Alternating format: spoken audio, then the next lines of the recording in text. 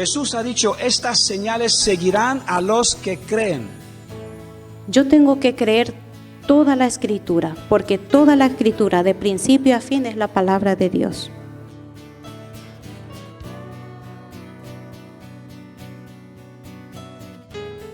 Y ese propósito fue venir a morir por todos para darnos, ¿qué? La esperanza de la salvación. No podemos vencer el mundo. Solo con el Espíritu Santo de Dios somos capaces de tener el poder de vencerlo y pisar. Con la Biblia hay que leerlo con humildad.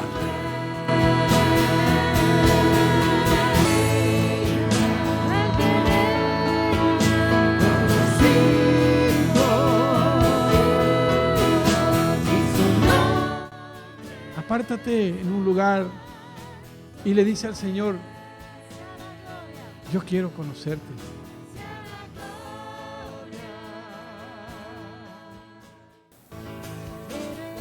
Entonces, hermano, tu vida vale para Dios.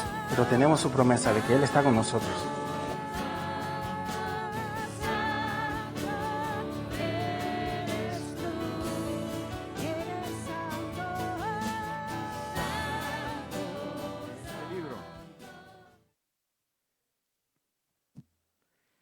Viandas sólidas para Maduro. Es un libro que fue escrito a principios de los años 2000, 2001, y de verdad es cada vez más actual. Importante que como Iglesia del Señor nos fortalezcamos con sus enseñanzas, porque nos llevan más allá. Gracias a Dios. Peligro es de quedarnos estancados en un lugar que pensamos cómodo y correcto, y Dios sabe que todavía nos falta y nos quiere llevar más adelante.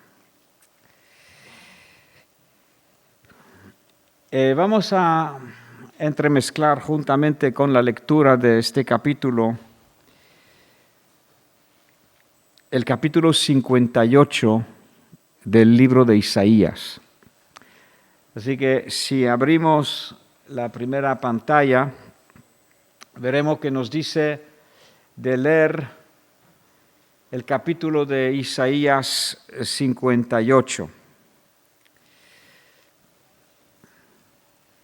Vuelve para atrás si no te importa, con la flecha hacia arriba, muy bien.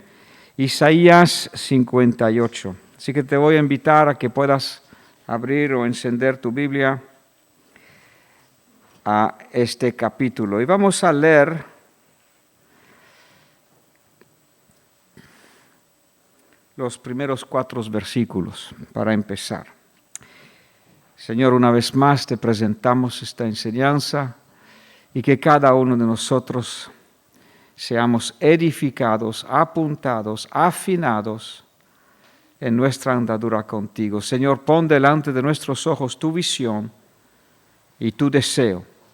Es tan fácil de engañarnos a nosotros mismos con nuestra propia perspectiva.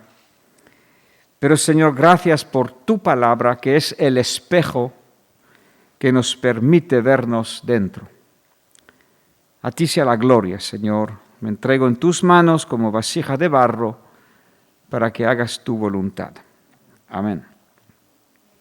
Ese capítulo 58 de Isaías es un capítulo excepcional, como verás por su contenido.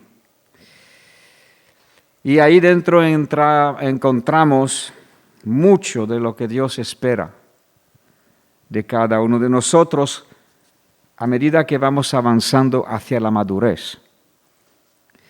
La madurez cristiana no es llegar a un punto de estar bien solamente y de sentarnos y solamente disfrutar la presencia de Dios. Eso sería una gran equivocación.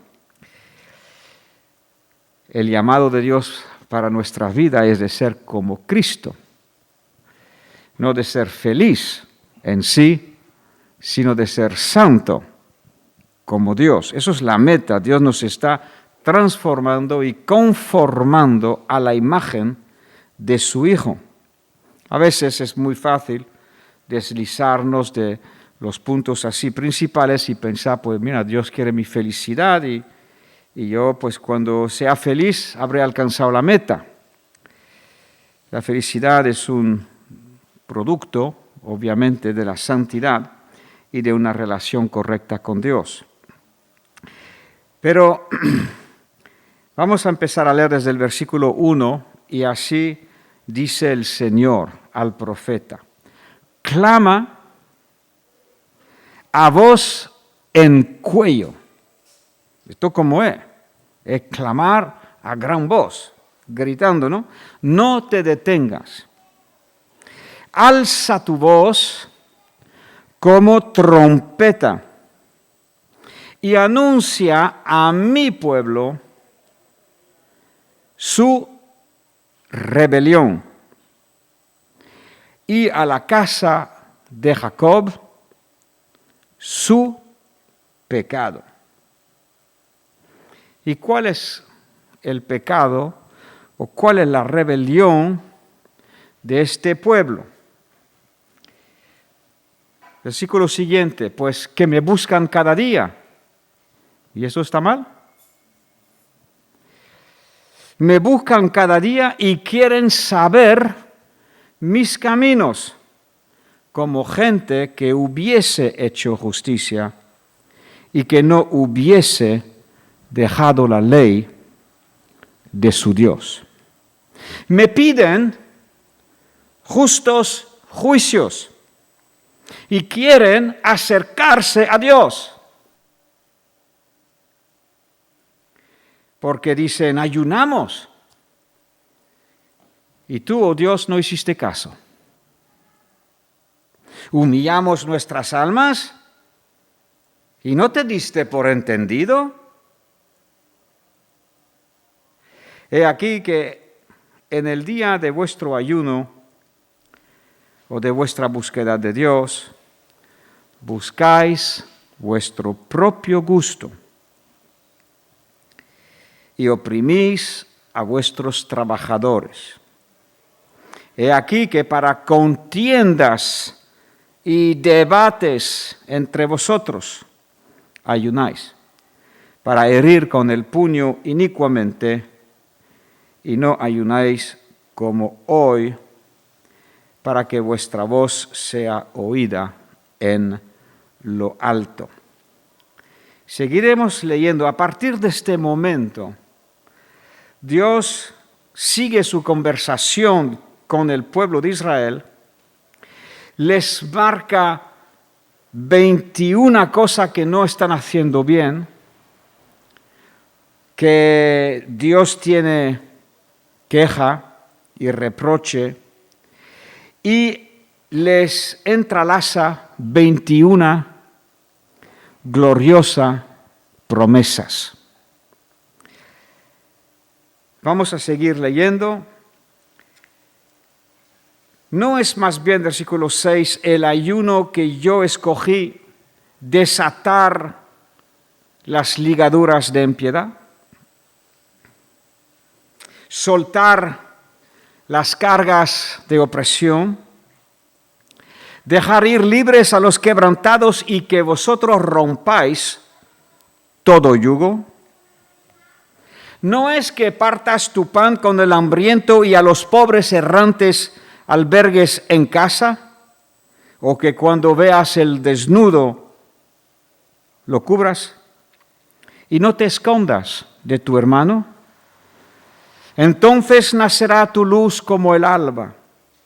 Tu salvación se dejará ver pronto. Irá tu justicia delante de ti. Y la gloria de Jehová será tu retaguardia. Me imagino que te pido que te imagines andar así con Dios. Que la gloria de Dios es tu retaguardia. Cuando invoques al Señor, te oirá el Señor, clamarás y Dios dirá, heme aquí. Sigue entrelazando las condiciones y las correcciones. Si quitares de en medio de ti el yugo, el dedo amenazador, si quitares el hablar vanidad, si dieres tu pan al hambriento y saciares al alma afligida. En las tinieblas nacerá tu luz, en tu oscuridad será como el mediodía. Jehová te pastoreará siempre, en las sequías saciará tu alma, dará vigor a tus huesos y serás como un huerto de riego y como manantial de aguas, cuyas aguas nunca faltan. Los tuyos edificarán las ruinas antiguas, los cimientos de generación y generación levantarás tú, y serás llamado reparador de portillos, restaurador de calzadas para habitar. Si retrajeres del día de reposo tu pie, de hacer tu voluntad en mi día santo, si lo llamares delicia, santo, glorioso de Jehová, y lo venerares, no andando en tus propios caminos, si lo venerares ni buscando tu voluntad, si lo venerares ni hablando tus propias palabras, entonces te deleitarás en Jehová, y yo te haré subir sobre las alturas de la tierra, y te daré a comer la heredad de Jacob, tu padre. He desglosado este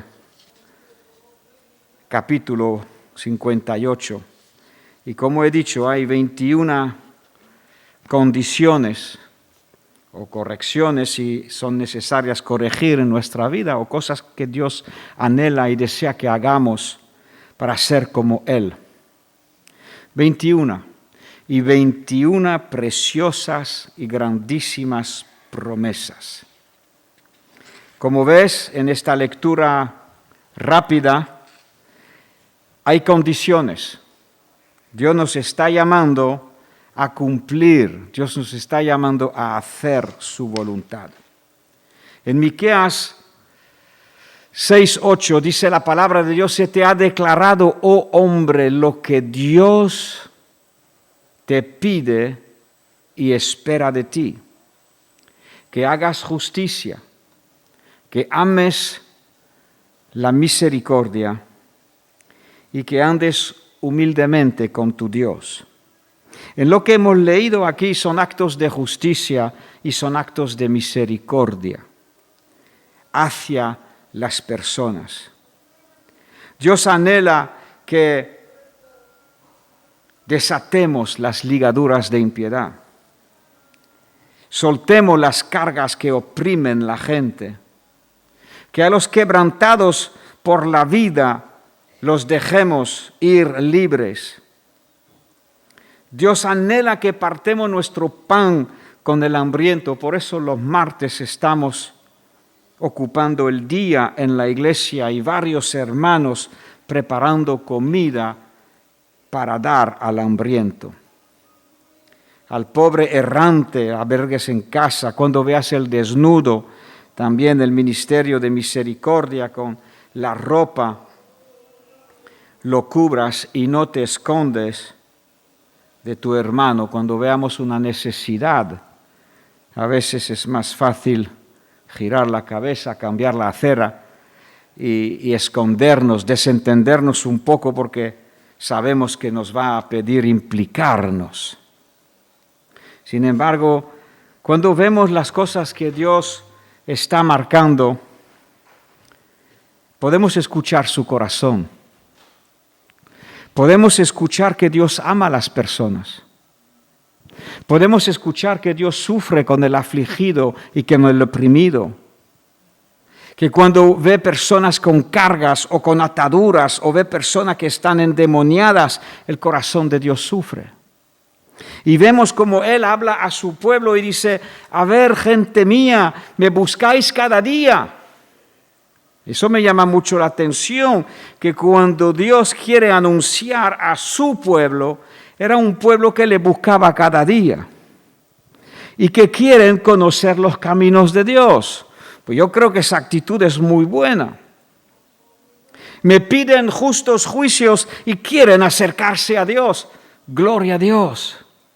Pero vemos en este pasaje que es posible tener un corazón que va en búsqueda de Dios, pero que no abraza la justicia, la misericordia y las cosas que Él marca.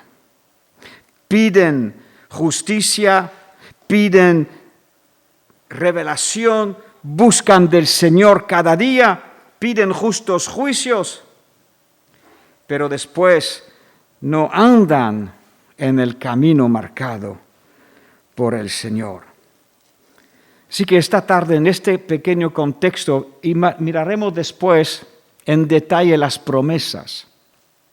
Las hemos leído, pero las he agrupado, las 21 promesas tremendas que Dios nos brinda a los que hagamos lo que Él nos marca.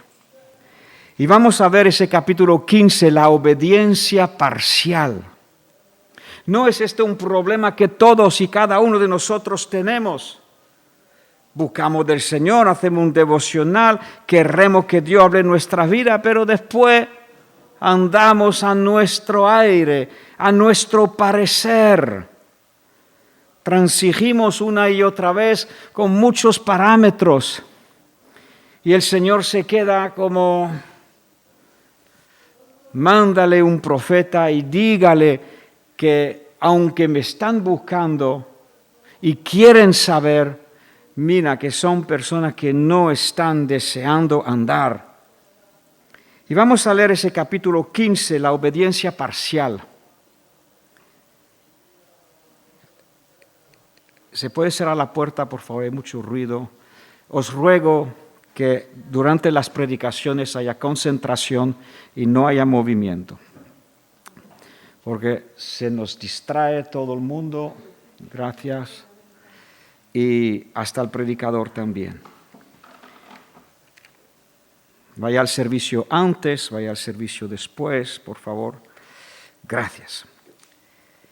Hace tiempo que no lo hemos recordado a la iglesia y queremos pues recordarlo estos días. Los domingos también hay mucho movimiento y no es la manera de honrar la presencia del Señor. Estamos leyendo en el capítulo 15, si tienes el libro, y vamos a ver un poco más en profundidad esa problemática que todos los seres humanos tenemos. Obedecemos fácilmente lo que nos gusta y que lo que no nos gusta que nadie nos hable de ello. Y cuando lo escuchamos una y otra vez, lo dejamos pasar por encima de nuestras cabezas. Después,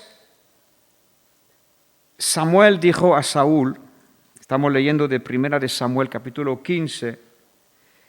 El profeta Samuel dijo a Saúl, Jehová me envió a que te ungiese por rey sobre su pueblo Israel. Ahora pues, está atento a las palabras de Dios. Así ha dicho Dios de los ejércitos, yo castigaré lo que hizo Amalec a Israel al ponérsele en el camino cuando subía de Egipto. Dios había decidido que era el momento de castigar y de juzgar a esa nación que se llama Amalec. Amalec se había opuesto al pueblo de Israel cuando salieron de Egipto e iban hacia la tierra prometida, les prohibieron pasar por su tierra. Ve pues, ahora Dios encarga a Saúl el rey y hierre a Amalec y destruye todo lo que tiene y no te apiades de él. Mata a hombres, mujeres, niños y aún los de pecho, vacas, ovejas, camellos y asnos. Será difícil comprender la masacre que Dios había ordenado si no comprendemos el significado espiritual. Las relaciones que mantuvo Israel con los pueblos conquistados siempre terminaron contaminando al pueblo y llevándolo a la idolatría y costumbres paganas. Las guerras y matanzas del Antiguo Testamento son sombras de las luchas espirituales que tenemos actualmente. Luchas espirituales que tenemos actualmente. Hoy nuestra lucha no es contra sangre y carne, sino contra huestes malignas que quieren impedir nuestro avance. Nuestra tierra prometida no es Canaán. Lo que debemos conquistar son los deseos carnales que luchan contra el espíritu. Hoy no tenemos que subyugar a los pueblos extranjeros, sino cada pensamiento que se levanta en contra de la autoridad de Cristo. Mas, si por el Espíritu, Romanos 8:13, hacéis morir, ahí vemos la matanza, ¿no?, las obras de la carne, viviréis. La tierra prometida consiste en las promesas de Dios, que debemos apropiarnos para avanzar en el camino de la fe. Nuestra meta es la conformidad con Cristo y el conocimiento de su voluntad perfecta. Amalek representa, es una representación, es una tipología del Antiguo Testamento, es un tipo, es una tipología de los enemigos espirituales que quieren impedir el paso. Eso es lo que pasó y quieren impedir el paso. Dios dice, yo castigaré lo que hizo Amalek a Israel al oponérsele en el camino cuando subía de Egipto. Amalek, símbolo de la carne y la naturaleza pecaminosa que siempre ataca cuando somos débiles. Notemos también que Amalek representa un espíritu de rebelión contra la autoridad de Dios. Por cuanto la mano de Amalek se levantó contra el trono de Jehová. Jehová tendrá guerra con Amalek de generación en generación. 17:16 de Éxodo. Vemos que Dios estaba ya dando una tipología porque habla de generación en generación. Hoy no existe un país de Amalek o una nación de los amalecitas, pero sí existe esa carne en cada uno de nosotros que se levanta contra la autoridad de Dios. Todo lo que hay en nosotros se levanta contra la autoridad de Cristo debe ser resistido. Al someternos a Dios, podemos resistir al diablo. Someteos a Dios, resistid al diablo y él huirá de vosotros. Primera de Pedro 5. Porque el deseo de la carne es contra el espíritu y el del espíritu es contra la carne. Estos se oponen entre sí para que no hagáis lo que quisierais. Gálatas 5:17. Nuestros enemigos son el mundo, la carne y el diablo. El mundo es lo que enfría nuestro amor por el Señor. La carne es lo que impide nuestro progreso. Y el diablo nos ataca con dudas y pensamientos que como dardos encendidos pretenden penetrar nuestra armadura. Cuando Dios mandó a Saúl que destruyese a Amalek y que borrara su nombre de la faz de la tierra, quiso decirnos a nosotros en esta dispensación que nos consideremos muertos al pecado. Romanos 6. Que por el poder del Espíritu Santo Crucifiquemos la carne con sus pasiones y sus concupiscencias. Nuestros enemigos están dentro del corazón y debemos hacerles guerra en cada generación. Samuel ordenó a Saúl destruir sin piedad tantos hombres como mujeres y niños. Espiritualmente entendemos que las cosas pequeñas, los niños que toleramos, se hacen grandes con el tiempo. Los defectos de carácter se hacen grandes. Normalmente somos muy tolerantes con nuestros defectos e intolerantes con los fallos de otros, cuando debe ser todo lo contrario. Las pequeñas desobediencias, rebeliones que permitimos en el principio de nuestras vidas cristianas se transforman en hábitos y costumbres que terminan esclavizándonos.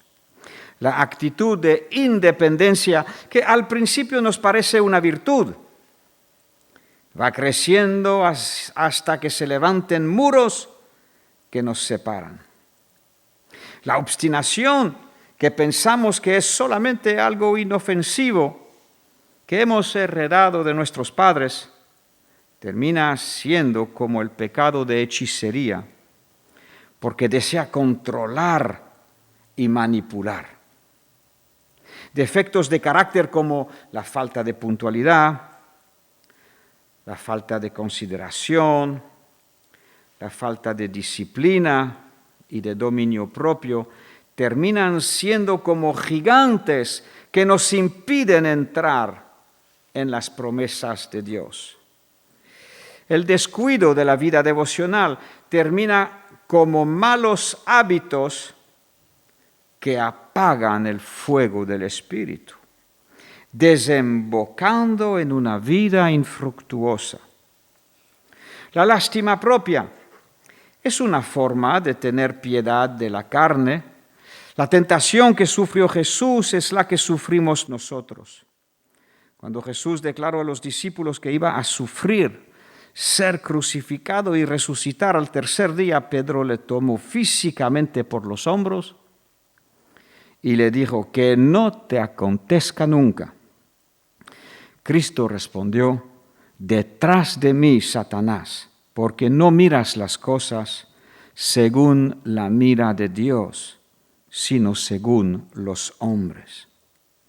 Desde entonces Jesús comenzó a declarar a sus discípulos que le era necesario ir a Jerusalén y padecer mucho, de los ancianos, de los principales sacerdotes, de los escribas, y ser muerto y resucitar al tercer día.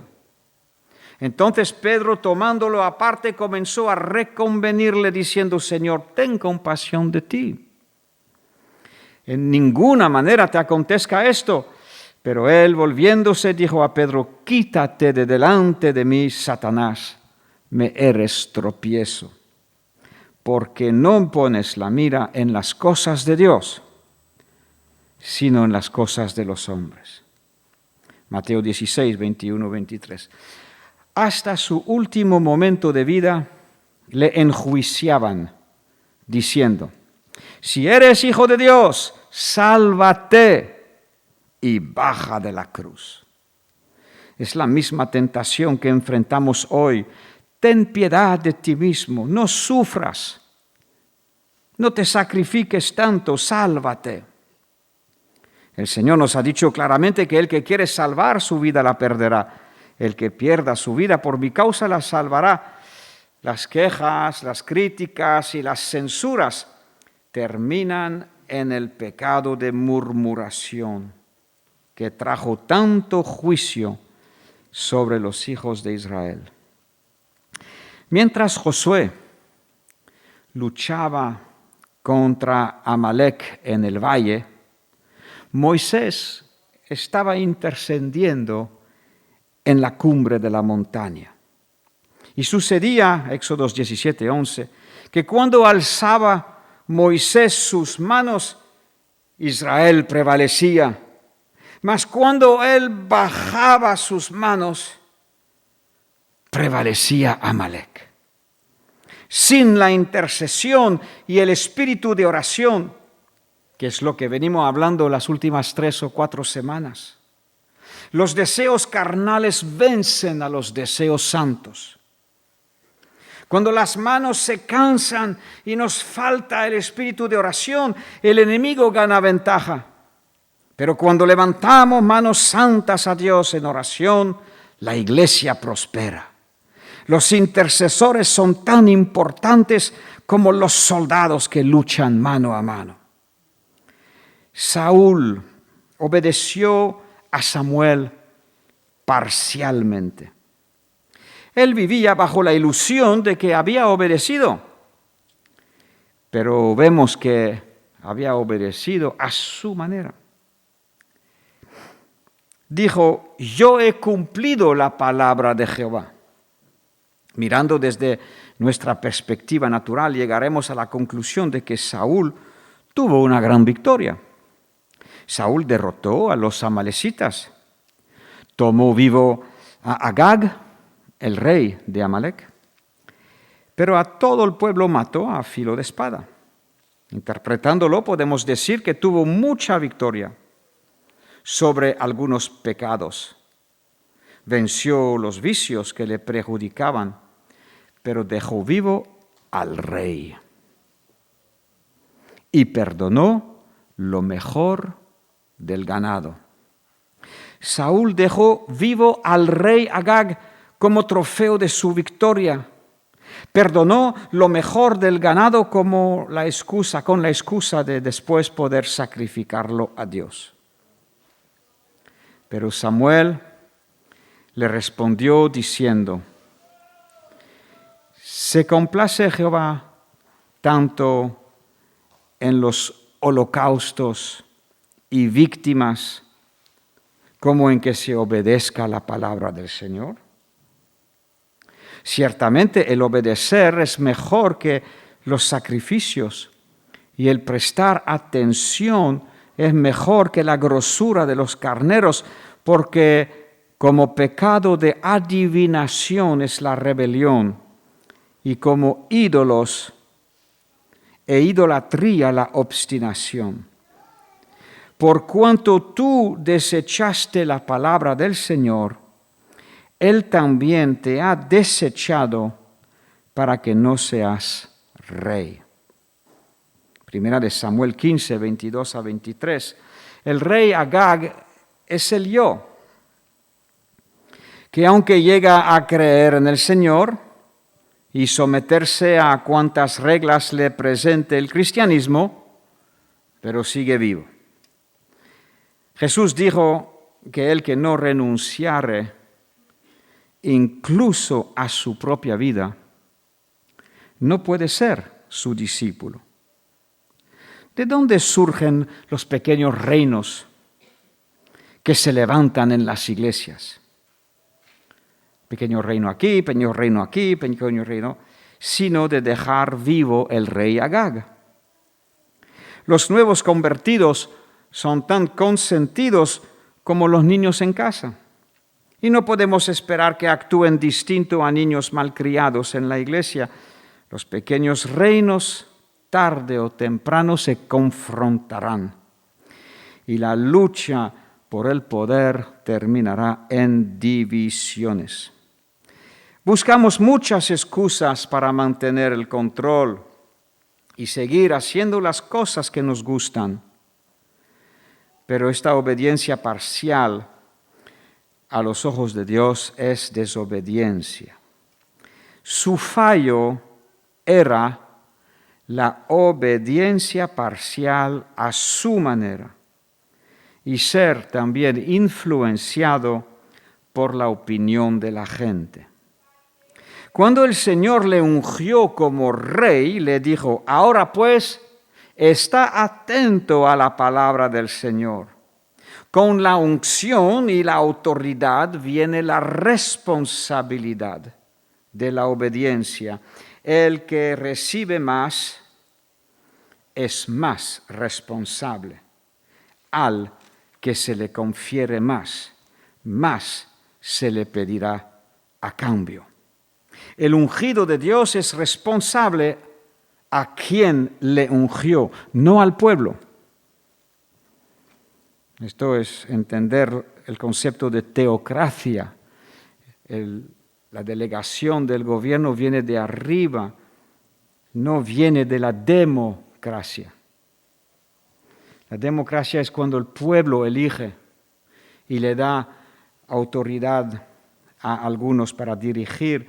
En el reino de Dios hablamos de una teocracia donde personas que están aprobadas, que cumplen los requisitos, son apartados y ungidos por Dios, y aquel que recibe un encargo de parte del Señor es responsable a Dios en hacer las cosas como Dios las haría, pero no al pueblo. Servimos al pueblo, pero servimos a Dios y hemos de agradar a Dios antes del pueblo.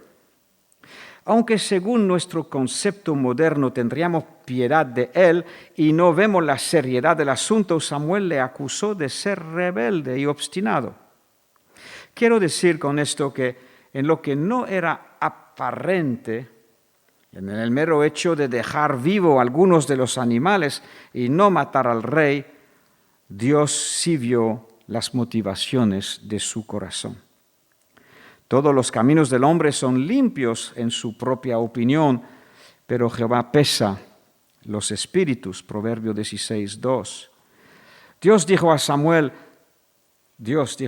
me pesa haber puesto por rey a Saúl, porque se ha vuelto de en pos de mí y no ha cumplido mis palabras.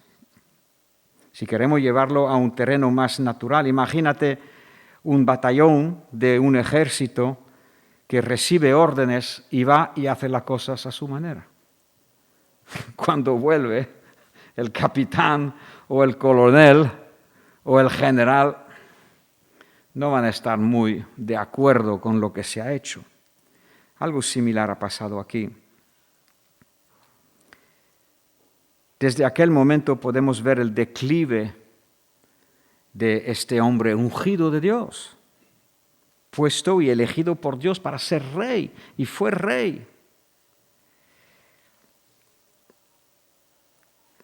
Hasta que acabó atormentado por un espíritu de envidia. Desde que Saúl escuchó a las mujeres que danzaban y cantaban diciendo, Saúl hirió a sus 1000 y David a sus 10,000, le entró tal envidia que no la pudo soportar. Le tenía miedo porque se sentía amenazado. No pudo soportar que alguien tuviera más éxito en su ministerio que él. Recordemos esta lección sacada de los archivos antiguos de la historia y no caigamos en el mismo error. Samuel, al contrario, pudo ser recto y severo en su trato con Saúl porque desde su infancia Samuel había sido obediente y sumiso a sus autoridades. Ninguna de sus palabras cayó en tierra porque Dios siempre le respaldaba. Si no vivimos en obediencia y santidad personal, será muy difícil ser tajante con los pecados de los demás. Los pecados que toleramos en nosotros, vamos a tener que tolerarlos en los demás. El nivel espiritual del líder termina siendo la temperatura de su iglesia. Son palabras que nos dan de meditar. Como Saúl no quiso matar a Agag, el rey pensó que Samuel haría lo mismo. En este momento tenía una actitud muy humilde. Y Agag vino a él alegremente y dijo a Agag, primera de Samuel 15:32, ciertamente ya pasó la amargura de la muerte.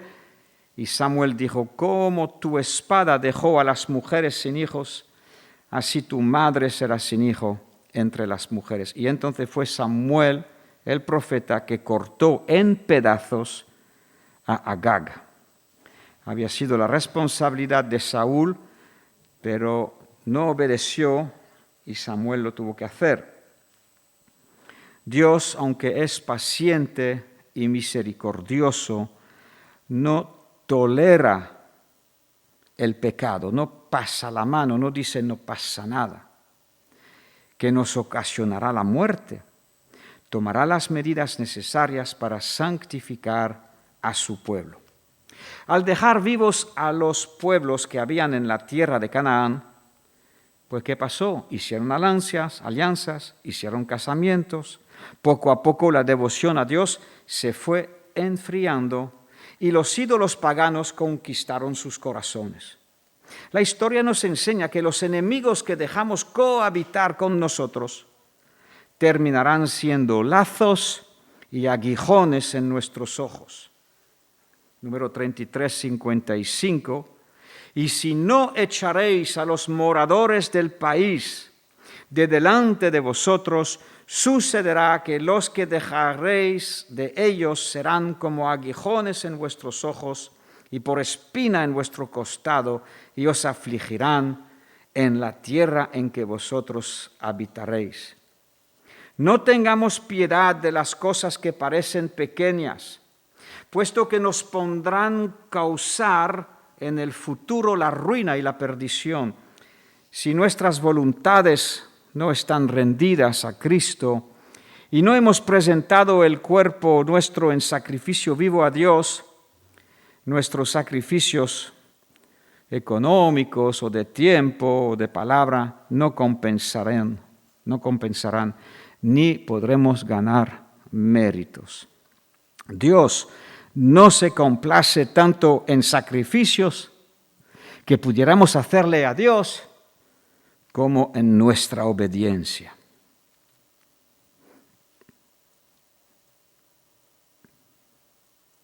Amalek, la carne, siempre será un impedimento para la conquista de las promesas de Dios. Los que son de Cristo han crucificado la carne con sus deseos. Solo los sumisos a Dios podrán resistir al diablo. Acordaos lo que hemos dicho antes, 1 de Pedro 5, sujetaos a Dios, resistid al diablo y él huirá de vosotros. Haced morir pues lo terrenal en vosotros, la fornicación, la impureza, las pasiones desordenadas, los malos deseos, la avaricia, que es idolatría. Cosas que por las cuales la ira de Dios viene sobre los hijos de desobediencia.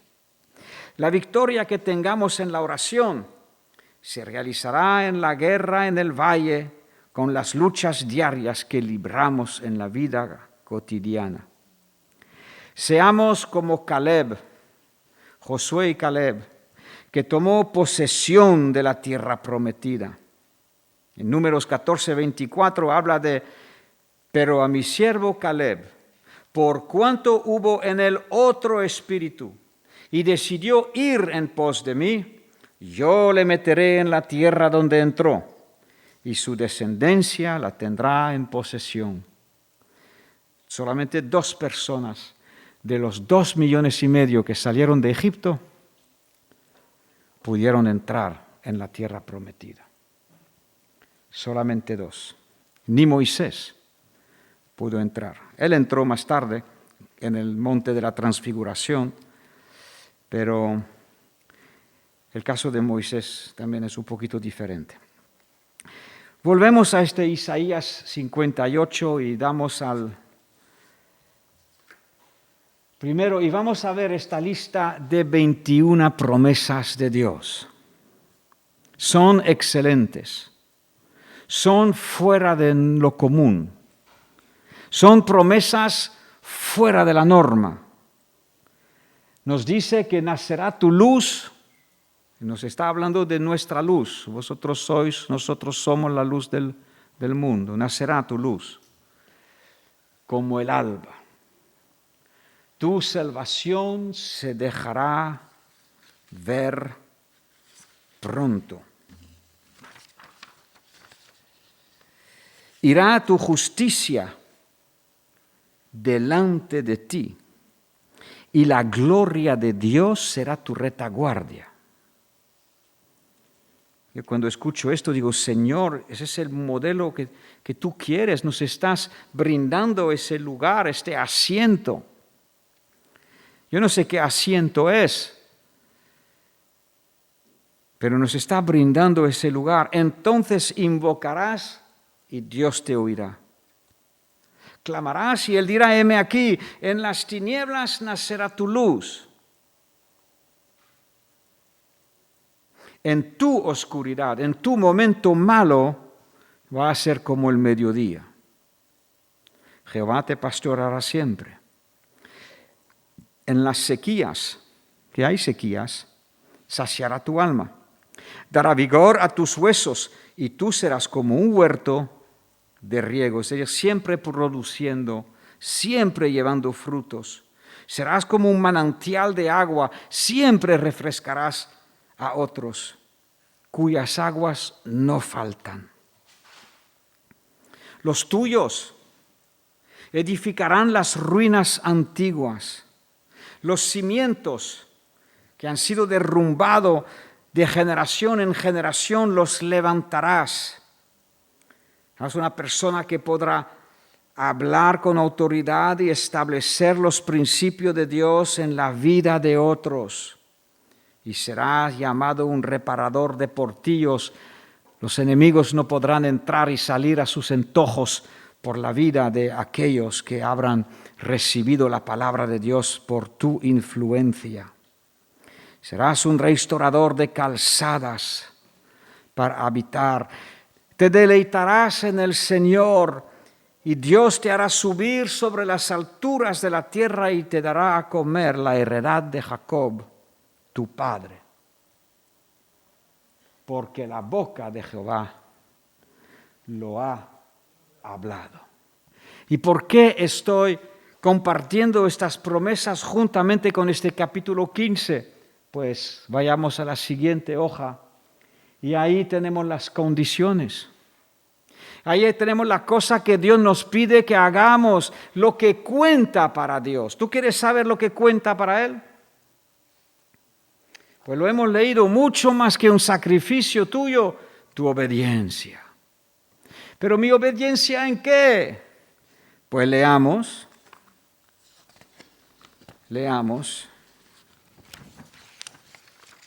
Dios nos llama a desatar las ligaduras de impiedad. Menuda responsabilidad. ¿Esto qué es? Estamos leyendo del capítulo 58, ¿no?, de Isaías, pero simplemente que lo que hemos leído antes lo he entresacado y lo he juntado. Entonces todas las promesas hemos leído y ahora todas las condiciones.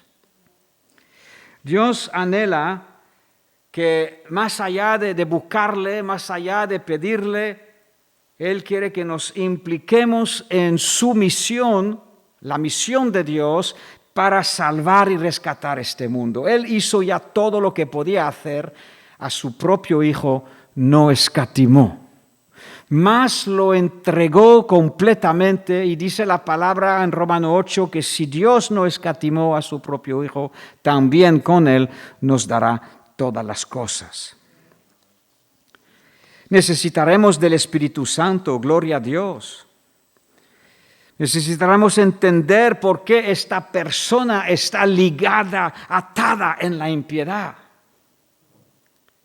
Tendremos que decirle algo más que Dios te bendiga. Tendremos que acercarnos a la problemática de esta persona, escucharla, discernir con el Espíritu Santo cuál es la zancadilla que el enemigo plantó en su vida hasta conseguir atarlo. Una adicción es una ligadura. Y la iglesia, lo hemos dicho, somos un hospital. Y todos venimos con alguna dolencia. Algunos cojeamos de esto, lo otro cojeamos de lo otro.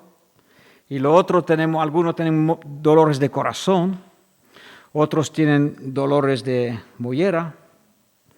otros tienen dolores de ligamento, otros, y Dios nos llama para que seamos sanados.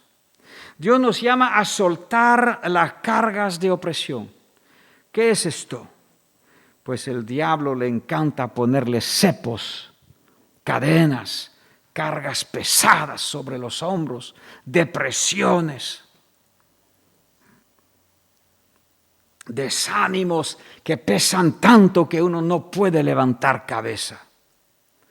Dios dice, mira, hijo mío, a eso te llamo. ¿Quieres ayunar?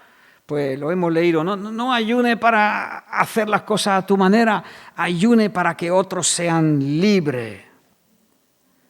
Dejar ir libres a los quebrantados. ¿Tú conoces a alguna persona quebrantado por la vida? Hay muchas personas.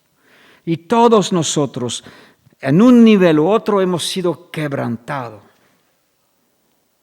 Hemos sido a lo mejor golpeados en una área de nuestra vida y eso nos ha dejado una cojera emocional. A lo mejor no conseguimos estabilizarnos emocionalmente porque tenemos todavía esa cojera. Pues Dios dice, mira, hijo mío, tú quieres ser un hijo mío, tú quieres todas estas promesas. Aleluya. Pues te quiero usar para dejar ir libres a los quebrantados. Y dice, romper todo yugo. Un yugo es una imposición del enemigo, es una atadura con otra cosa que es mala para nosotros. Un yugo, dos animales andando juntos con un yugo. Y entonces el animal no es libre de ir donde tiene que ir. Hay que romper este yugo. Nos dice la Biblia que la unción rompe el yugo. Pero una vez más tendremos que averiguar cuáles son estas ligaduras, cuáles son estas correas, estas cadenas, estas cuerdas que el enemigo ha conseguido atar. Y lo podremos romper. También nos habla de las necesidades materiales, compartir tu pan con el hambriento, albergar a los pobres errantes, cubrir al desnudo, no esconderse de tu hermano. En Mateo 25, ¿te acuerdas? El Evangelio de Mateo capítulo 25, Jesús dijo, yo estuve hambriento y me diste de comer. Tuve sed y me diste de beber. Estuve enfermo y me visitaste. En prisión, en la cárcel y me visitaste. Dejar es otra de las listas que Dios nos pide, 9. Dejar de oprimir o de querer manipular a los demás. A Dios no le gusta eso. Dejar de acusar a los demás. Eso no es de Dios. ¿Quién es el acusador de los hermanos? Satanás. Tú sabes que la palabra diablo es diablo, pero la palabra Satanás significa acusador de. Satanás pasa su día acusando, apuntando el dedo, lanzando flechas, tirando acusaciones. Y de ahí le viene su nombre.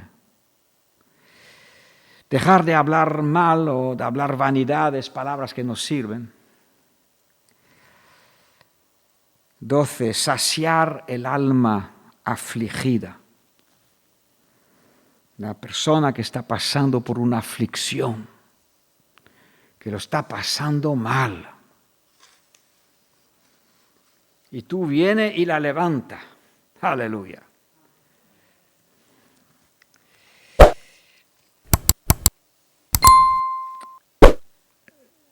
No a modo de ponernos medallas, pero a modo de comprobar si hacemos lo que Dios nos pide. Yo te invitaría de tomar esta lista y cuando cada día puedas mirar la lista y decir, hoy, ¿qué he hecho de esto? Y habrá días que no hemos hecho nada. Pero que esos días no se transformen en semanas, meses y años, porque entonces estaríamos perdiendo el propósito de Dios. Así que no a modo de medallas, pero a modo de decir, pues Señor, ayúdame a andar en tu caminar, que tú quieres salvar, quieres ayudar, quieres rescatar. Y si no sé hacerlo, pues sigue enseñándome. Hay herramientas, tenemos libros de sanidad emocional, hay herramientas para aprender a echar fuera demonios, hay herramientas para aprender a sanar las heridas del pasado.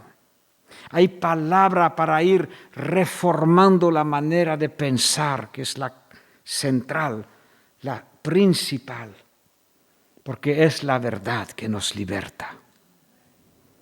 Pero nosotros pues sabremos y tendremos la paciencia y el amor de acercarnos a la persona y de orar por ella y a lo mejor de darle esta palabra, que si se la cree y se la viste, será libre con ella. La psicología del ser humano dañado es compleja. Hay psicólogos, hay psiquiatras. Claro, ellos no tienen las herramientas de la cruz, ni del Espíritu Santo. Entonces han sido bien enseñados en las universidades en el sentido de pueden reconocer las enfermedades o los desequilibrios y les pueden poner nombres y pueden hacer un diagnóstico. Y a veces los consejos que dan ayudan, pero la verdadera curación es la sangre de Cristo y el aceite del Espíritu Santo. Y la verdad que liberta. Porque esta persona, si está deprimida y resulta que no ha perdonado a alguien, pues no sé si a lo mejor el psicólogo o el psiquiatra se lo dirá o no. A lo mejor no pondrá énfasis en esto de perdonar a otro. Y nosotros sí entendemos que sin perdón, esta persona va a seguir siendo a la merced de muchas complicaciones. Saciar al alma afligida. 13. Dejar de ir a donde se nos antoja. Dejar de hacer nuestra propia voluntad para hacer la voluntad de Dios. ¿Te acuerdas que no son los que me llaman Señor, Señor, los que me buscan, los que hemos leído aquí, los que me buscan, los que quieren más de mí, sin más? Si queremos y pedimos a Dios sea para ser un instrumento suyo, un canal suyo para alcanzar. ¿Tú has recibido algo de sanidad en tu vida? ¿Tú has recibido liberación y ves las cosas más claras y andas más recto, más erguido y más libre? Entonces sabes que Dios funciona y ahora lo puedes llevar a otra persona también. Y Dios nos ha puesto en un cuerpo y entonces entre varios pues podemos ayudar lo que uno no sabe. Y si nos falta todavía pues hay más libros y más cosas que podemos aprender. Llamar, ese 15 hay que explicarlo, llamar el Shabbat una delicia. El Shabbat era un día de la semana, el sábado, en la ley de Moisés, donde el pueblo de Dios tenía que parar de hacer sus propias cosas y tenía que centrarse en Dios, en descansar el cuerpo y centrarse en Dios. Dios lo llama así, mi día santo, mi día santo. ¿Vale? Entonces, un día donde a la semana uno tenía que parar de hacer lo que quería para descansar el cuerpo y poner a Dios primero. Pero resulta que cuando vas al Nuevo Testamento, te dice que todos los días son santos, que pertenece al Señor no solamente el sábado, pero que el lunes por la mañana también pertenece al Señor, y el martes, y el miércoles, y el jueves. Entonces, cuando estamos leyendo en el Antiguo Testamento llamar al sábado una delicia, es entender en el Nuevo Testamento que vivir para Dios todos los días ha de ser nuestra delicia. Señor, es mi delicia hacer lo que tú quieres que yo haga hoy, en vez de meterme en problemas, ¿no? Hacer de Él un día santo, santo significa apartado para el Señor. Un día glorioso, vivir nuestra vida para glorificar a Dios. Dejar de hacerlo a nuestra propia manera, dejar de buscar nuestra propia voluntad y dejar de hablar nuestras propias palabras. Así que vamos otra vez a las promesas. Y nacerá tu luz como el alba. Tu salvación se dejará ver pronto, tu justicia irá delante de ti. Es decir, tus obras y tu manera de ser hablará de ti, delante de ti. Y la gloria de Dios te respaldará. Invocarás y te oirá el Señor, clamarás y dirá el Señor, heme aquí. En las tinieblas nacerá tu luz, y en tu oscuridad será como el mediodía. Dios te pastoreará siempre, y en la sequía saciará tu alma, como tú vas a saciar al afligido, como tú vas a ayudar al que esté mal, Dios está ahí para ti. Que cuando te toca el día malo a ti, Dios está ahí, porque es tu estilo de vida de ayudar y de buscar forma de sacar a los demás adelante en el Señor. Dará vigor a tus huesos, serás como huerto de riego, no pararás de dar fruto. Lo dice Juan 15. Os he amado primero, vosotros no a mí, yo a vosotros, y os he establecido y os he enviado para que vayáis y que llevéis fruto y llevéis mucho fruto, para que vuestro Padre en el cielo sea glorificado. Serás como un manantial de agua, nunca te faltará. Y tendrás para otros. Los tuyos, porque claro, tú tendrás influencia hacia los demás. Los tuyos, pues harán lo mismo que tú. Y edificarán las ruinas, los cimientos, fundamentos, es lo mismo. De generación levantarás, serás llamado un reparador de portillos, restaurador de calzadas para habitar. Nehemías, ¿qué era? ¿Era profeta Nehemías? ¿Era rey? Nehemías era copero. Era copero. Le traía la bebida al rey. Y este hombre fue la herramienta, el instrumento que Dios eligió para ir a reparar a Jerusalén. A levantar portillos nuevos y murallas, las ruinas. Y en una oración de Nehemías dice, Señor, no vea la cantidad de problemas que tenemos y mira la situación. A veces no quitaban su ropa solamente para ducharse, es decir, que ni para dormir. La ropa de trabajo, ¿no? Era solo para lavarse. Y no sé cuándo sería esto. Y dice Nehemías, Dios, acuérdate de mí con eso también, ¿eh? Que no cobraba lo aquello, que daba de ahí, que daba para acá, que hacía muchas cosas buenas. Y dice, Señor, acuérdate de mí. Te deleitarás en el Señor y Dios te hará subir sobre las alturas de la tierra y te dará a comer la heredad de Jacob, tu padre.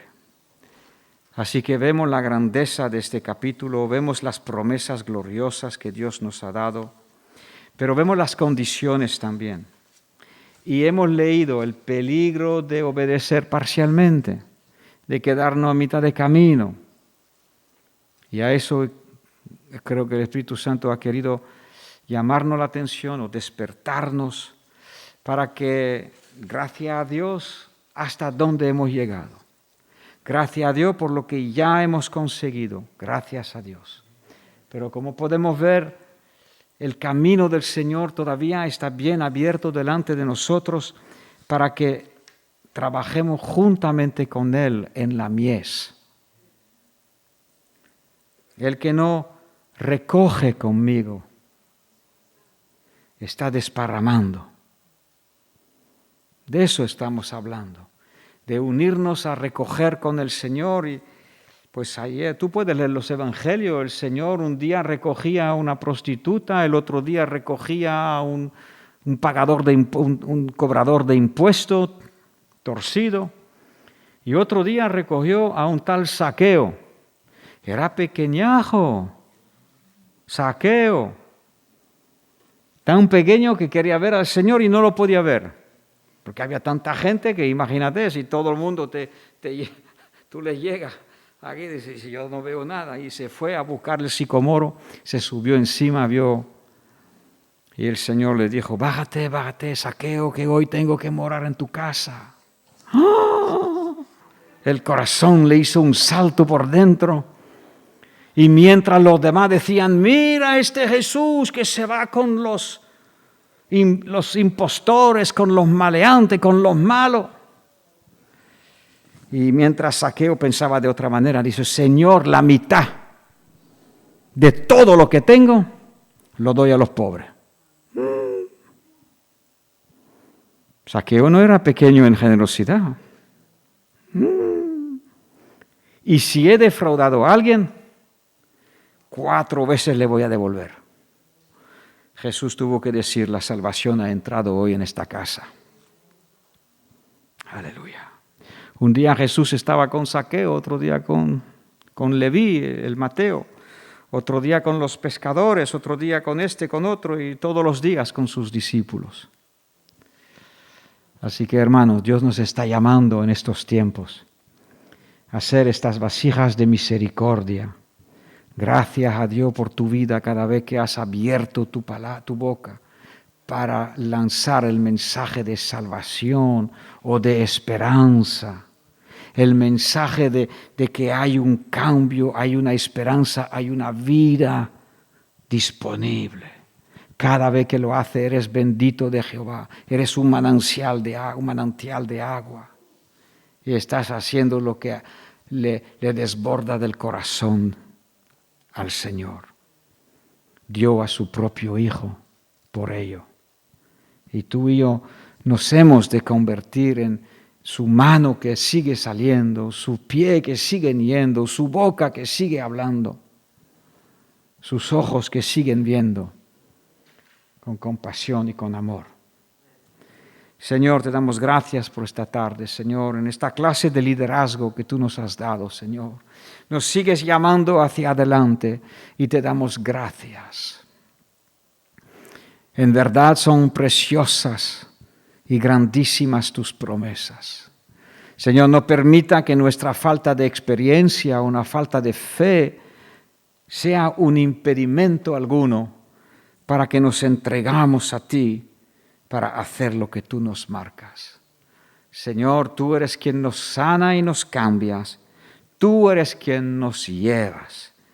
Así que, Señor, te decimos como hemos cantado hoy, somos tuyos y queremos que nuestra vida te sirvan. A ti la gloria y la honra. En el nombre de Jesús. Amén.